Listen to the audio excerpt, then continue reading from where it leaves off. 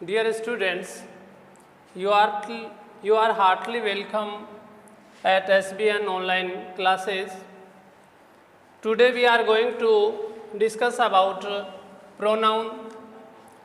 As you have read about noun, now today we are going to learn about pronoun. The words which are used in place of a noun are called pronoun. For example,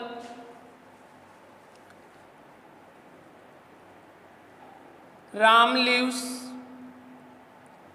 in Kota. He is a teacher. Ram Kota में रहता है, वह एक अध्यापक है. In this sentence Ram is noun here, that is proper noun. यानी किसी व्यक्ति का नाम, वस्तु का नाम जो होता है वो प्रॉपर नाउन की श्रेणी में आता है, जिसके बारे में हमने पहले टॉपिक में बात करी है. आज हम बात कर रहे हैं यहाँ पर आए इस ही शब्द की. ही जो है, ये वर्ड जो है, ये किसके लिए प्रयुक्त किया गया है? It is used in place of Ram. ये राम के स्थान पे प्रयुक्त किया गया है और राम ही यहाँ क्या है? ही है. तो ये ही शब्द जो है ये प्रोनाउन है.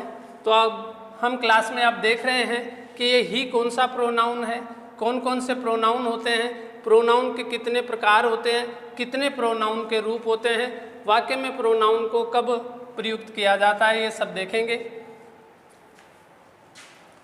तो प्रोनाउन जो होते हैं, जिनको हिंदी में सर्वनाम कहते हैं, वो 3 प्रकार के होते हैं. First person pronoun, first person pronoun में आई और वी को शामिल किया जाता है. अर्थात जो स्पीकर होता है, बोलने वाला स्पीकर, फर्स्ट पर्सन प्रोनाउन जो होता है वो स्पीकर होता है. और दूसरे प्रोनाउन में आते हैं second person pronoun. Second person pronoun जो होता है यू. यू हमेशा लिसनर होता है, सुनने वाला. और फिर आते हैं third person pronoun. Person pronoun ये वो सर्वनाम होते हैं जिनके बारे में ये दोनों बात कर रहे होते हैं. ये बोलता है, ये सुनता है, और जिसके बारे में बात हो रही है वो थर्ड पर्सन प्रोनाउन कहलाते हैं. इस कैटेगरी में आते हैं ही, सी, दे और इट, और कई बार थर्ड पर्सन प्रोनाउन में कोई नाम भी हो जाता है. अब हम इन पे बात करते हैं. ये 3 प्रकार के अपने को प्रोनाउन मिले. ये वाक्य के अंदर जब हम कोई सेंटेंस बनाते हैं तो ये सब्जेक्ट के तौर पे होते हैं. इनको सब्जेक्टिव प्रोनाउन बोलते हैं. यानी वाक्य के अंदर जो कार्य है वो संज्ञा के द्वारा ना करके इन प्रोनाउन को काम में लेकर के उस संज्ञा का बोध कराया जाता है. तो वाक्य के अंदर ये प्रोनाउन जो होंगे वो सब्जेक्टिव प्रोनाउन कहते हैं. अर्थात ये वाक्य के अंदर एक कर्ता कारक के तौर पर प्रयुक्त किए जाते हैं. इसके बाद हम देखते हैं आई से ही बनता है माई और वी से बनता आवर. फिर तीसरा रूप इसका बनता है मी, और फिर अंत में बनता है माई सेल्फ. वी, आवर, अस और आवर सेल्विच. ऐसे ही सेकंड पर्सन प्रोनाउन का तीसरा रूप जो होगा, वो दूसरा रूप जो होगा योवर होगा, और तीसरा जो है ये होगा यू, और तीसरा होगा यू सेल्फ और योर सेल्विज। क्यों? क्योंकि यू एक व्यक्ति विशेष के लिए अगर प्रयुक्त किया जाता है तो रिफ्लेक्टिव प्रोनाउन में आप योर सेल्फ लिखेंगे, और अगर यू बहुत सारे लोगों के लिए या बहुत सारे नाउन किस नंबर के साथ प्रयुक्त किया जा रहा है तो आप योर सेल्विज लेंगे। इधर आते हैं, ही में होगा हिज, हिम और हिमसेल्फ। सी, हर, हर और हर सेल्फ। दे, दियर, देम, देम सेल्विज। और फिर इधर इट का बनेगा it, it's, it, it self. तो स्टूडेंट्स अब हम इनके अलग अलग केस के ऊपर बात करेंगे। ये प्रोनाउन जो हैं, ये सारे जो हैं वो फर्स्ट पर्सन प्रोनाउन के रूप हैं, ये सेकंड पर्सन प्रोनाउन के रूप हैं, और ये थर्ड प्रोनाउन के रूप हैं। पहले के ऊपर हमने बात करी, एक वाक्य की स्ट्रक्चर बनाते समय सब्जेक्ट के तौर पर संज्ञा के स्थान पर हम इन प्रोनाउंस को काम में लेते हैं, जिसमें फर्स्ट पर्सन में आई और वी आता है, सेकंड पर्सन में यू आता है, और थर्ड पर्सन प्रोनाउन के तौर पर ही, सी, दे और इट आते हैं। अब हम इनकी बात करते हैं। जिस तरह से पहले प्रोनाउन के पहले रूप जो है वो सब्जेक्टिव प्रोनाउन है, अर्थात ये वाक्य में सब्जेक्ट के तौर पर काम में लिए जाएंगे। अब हम बात करते हैं इनके दूसरे रूप के बारे में, जैसे माई और आवर जो आया है, ये है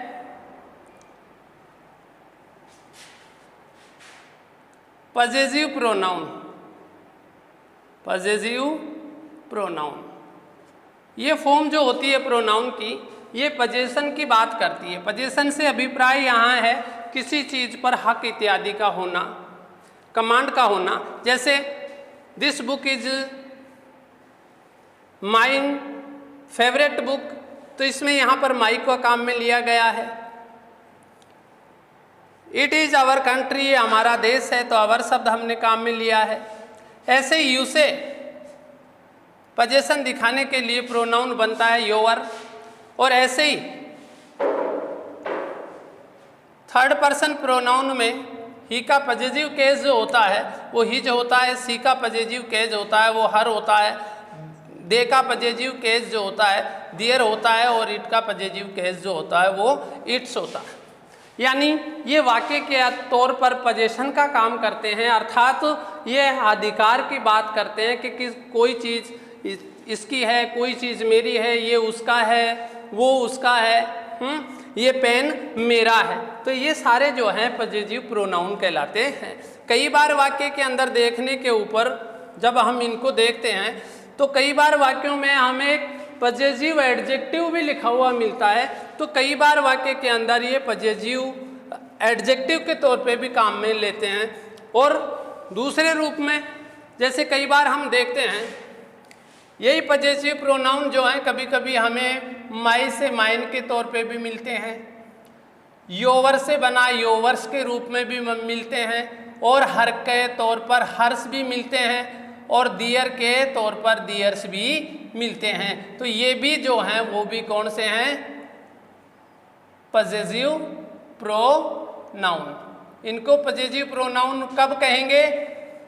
जब अपन इन शब्दों को कौन सा मानेंगे? Possessive adjective. तो ये एडजेक्टिव के तौर पे भी काम में आ सकते हैं, और इस रूप में ये पजेसिव प्रोनाउन के तौर पे भी काम में आ सकते हैं।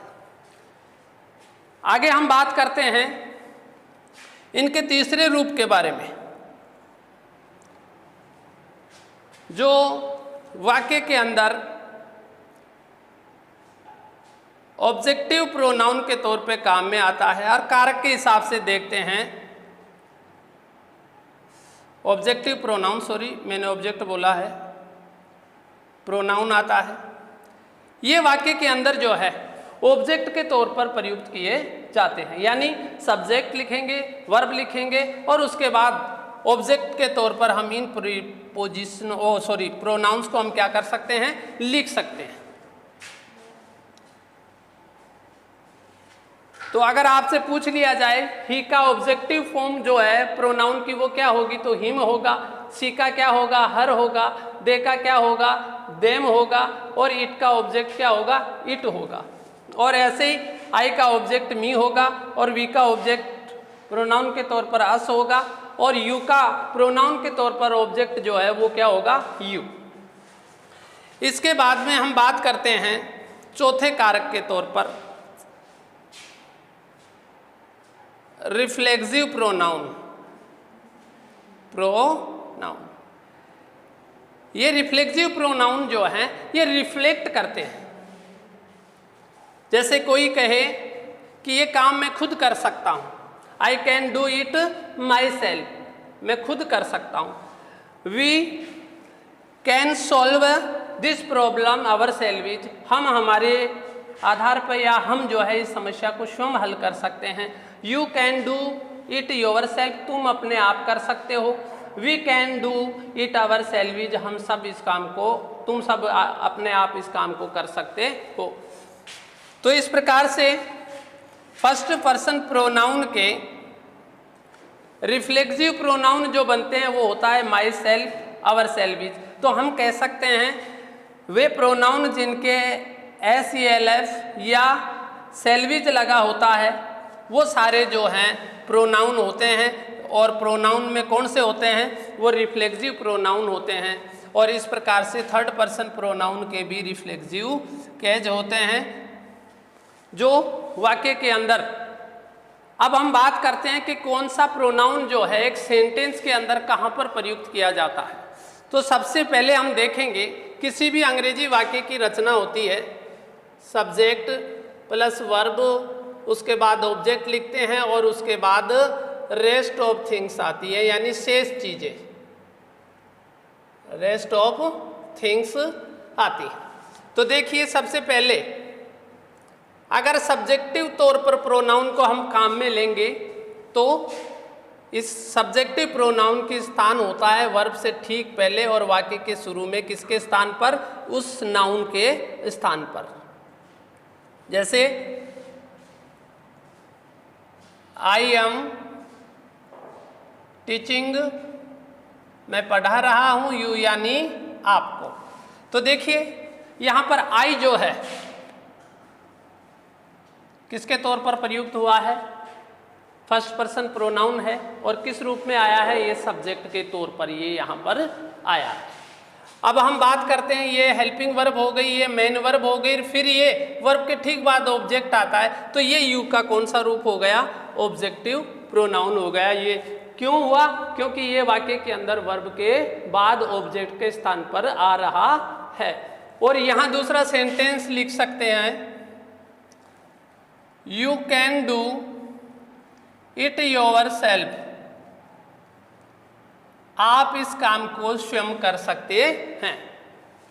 तो यहां पर ये यू आया है तो ये सब्जेक्ट के तौर पर आया है और इस वर्ब के बाद जो ये इट आया है तो ये जिस काम के करने की बात हो रही है ये उस काम के लिए आया है जिनके बीच में बोलने वाले और सुनने वाले के बीच बात हो रही, तो उसके लिए आया है। तो ये इट जो है ये वाला आया है जो किस रूप में है, ऑब्जेक्टिव रूप में है। और योर सेल्फ जो अब यहाँ आ गया है तो योर सेल्फ जो है योर का क्या है, यू का क्या है, पजेसिव प्रोनाउन है। तो पजेसिव प्रोनाउन जनरली वाक्य के अंत में प्रयुक्त किए जाते हैं। और अब हम पजेसिव प्रोनाउन जो होते हैं वो जिस चीज़ पर पजेशन दिखाई जाती है उससे पहले काम में लिए जाते हैं। उदाहरण के तौर पर इट इज माई बुक, तो इसमें स्पीकर आई है क्योंकि माई किससे बना है, आई से बना है। यहाँ पर स्पीकर कौन है, आई है, जो किसके बारे में बात कर रहा है, किस पर पजेशन दिखा रहा है, इस बुक के ऊपर दिखा रहा है। तो ये पजेसिव प्रोनाउन जो होता है वो कहाँ आता है, जिस चीज़ के ऊपर पजेशन दिखाना हो उससे पहले और रिफ्लेक्सिव प्रोनाउन जो होता है जो वाक्य के अंत में आता है। इस प्रकार से प्रोनाउन जो है किसी संज्ञा के स्थान पर प्रयुक्त किए जाते हैं, अर्थात the word which are used in place of a noun are called pronoun. तो प्रोनाउन के बारे में आप रिवाइज करके देखते हैं। 3 प्रकार के सर्वनाम होते हैं। फर्स्ट पर्सन प्रोनाउन जो वाक्य के अंदर बोलने का काम करता है। सेकेंड पर्सन जो होता है यू, वो लिसनर का काम करता है। और थर्ड पर्सन प्रोनाउन वो होते हैं जिनके बारे में ये दोनों बात कर रहे होते हैं। फिर इन प्रोनाउन के मिलाकर के इनके कारक देखे जाएं तो 4 प्रकार के कारक होते हैं। सब्जेक्टिव केस, प्रोनाउन के स्थान पर अपने यहाँ पर केज शब्द भी काम में ले सकते हैं, जिसको हिंदी में कारक कहते हैं। ये कर्ता कारक है, यानी वाक्य के अंदर ये सब्जेक्ट के स्थान पर प्रयुक्त किए जाते हैं, अर्थात इनके द्वारा किसी न किसी कार्य को किया जाता है। पजेसिव प्रोनाउन जो है वो किसी संज्ञा के पोजीशन की बात करते हैं। जिस तरह से ये वाला वाक्य है, इसमें इस बुक के ऊपर मेरा पोजीशन है, इसीलिए I have use here the word my. My is a possessive pronoun of I. फिर यहाँ पर आ जाते हैं ऑब्जेक्टिव प्रोनाउन, अर्थात ऑब्जेक्टिव केस के तौर पर वाक्य के अंदर ये प्रयुक्त किए जाते हैं, जिसका एग्जाम्पल आपको यहाँ पर दिया है। जैसे ये इट आया है, ये इट कौन सा है, यहाँ पर ऑब्जेक्टिव रूप में है। For example, he gave me a fruit for Ravi. देखिए हम बात करते हैं, ये है प्रोनाउन, कौन सा, थर्ड पर्सन प्रोनाउन। ये वर्ब है और ये क्या है, ये भी है प्रोनाउन। कौन सा प्रोनाउन, फर्स्ट पर्सन का कौन सा वाला है, ऑब्जेक्टिव। फर्स्ट पर्सन का कौन सा रूप है, ऑब्जेक्टिव है। ए फ्रूट ऑल्सो यहाँ पर ऑब्जेक्ट है, जो वस्तु है। और ये जो देने वाला जो जिसको बता रहा है वो किसके बारे में बात हो रही है, रवि के बारे में। तो मैंने आपको कहा था थर्ड पर्सन प्रोनाउन जो होता है वो कोई व्यक्ति भी हो सकता है। इस प्रकार से अंग्रेजी के बेसिक नॉलेज के लिए नाउन के ठीक बाद पार्ट्स ऑफ स्पीच में हमें प्रोनाउन के बारे में भी जानकारी होनी चाहिए, जिससे कि हम एक अच्छे वाक्य का निर्माण कर सकें और निर्माण के साथ साथ उचित स्थान के ऊपर उचित प्रकार के प्रोनाउन को हम वाक्य के अंदर लगा सके, जिससे हमारे वाक्य में त्रुटि होने से बचा जा सके। मैं आशा करता हूँ आपको प्रोनाउन के बारे में अच्छी तरह से समझ में आया होगा। ये टॉपिक जो है कॉमनली 8th 9th और 10th क्लास के बच्चों के लिए विशेष ज्ञानार्जन वाली बात है। उनको इस बारे में नॉलेज होना चाहिए कि प्रोनाउन के बारे में नॉलेज होगा, नाउन के बारे में नॉलेज होगा, तब हम आगे चल कर के टेंस पर आधारित वाक्यों का निर्माण कर सकेंगे। तो कल पार्ट्स ऑफ स्पीच में नेक्स्ट सेगमेंट के अंदर हम मिलेंगे किसी अन्य चीज़ के साथ। तब तक के लिए धन्यवाद, गुड बाय।